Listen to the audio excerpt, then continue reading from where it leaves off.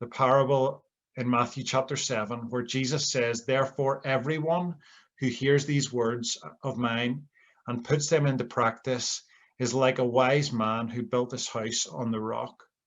The rain came down, the streams rose, and the winds blew and beat against that house, yet it did not fall." Why? Because it had its foundation on the rock. But everyone who hears these words of mine and does not put them into practice is like a foolish man who built his house on sand. The rain came down, the streams rose, and the winds blew and beat against that house, and it fell with a great crash. And I think to prepare disciples for difficulty, we need to be teaching that storms are to be expected. I grew up with a completely wrong assumption about this story. I heard this, growing up through church as a child. And as I heard as a child, I built a picture in my mind of a foolish man who was in a hurry. And I pictured him building a really, just throwing up a house in a really silly location. And because of his choices, storms came his way and washed his house away. Okay.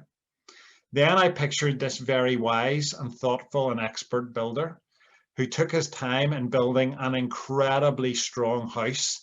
And he had these like reinforced materials, and he was just an amazing builder, and he built this really strong house. And because he built in such a good location, storms never came his way. So I had in my mind a flimsy house and a strong house, and there would only be one winner. And I heard the story again and again. I sang songs about it. I knew, actions for it. And I thought I had the story sorted in my head. Don't build your house on sand because it will fall. Build your house on the rock that is Jesus, and everything's going to be okay for you, right? Wrong.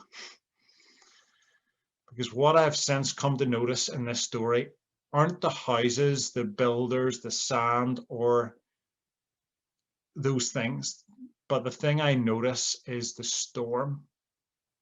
Because it may seem obvious to a group of leaders like this, but I think it's still worth pointing out. Both builders in the story had to endure a storm. It wasn't that the foolish man built poorly and the storm was sent to him as a result. And it wasn't that the wise man built so well that he managed to avoid the storm. No matter how the house was built, the storm still came. The Bible tells us in verses 25 and 27 of Matthew 7, they start identically, the verses. The rain came down, the streams rose, and the winds blew and beat against that house. And somewhere along the line, too many Christians have believed the lie that following Jesus means that they won't get shaken. And even teachers and Christian leaders have perpetuated that lie. Maybe either through prosperity teaching, that promises the good life, or limited exposure to suffering. But some Christians have mistakenly believed that there's some special protection that exists for God's children. That means that we won't encounter difficulty in our lives. But Jesus said, in this world, we will have what? Trouble. Floods come, storms rage, trials happen, disasters strike, cancer is real, death is tragic.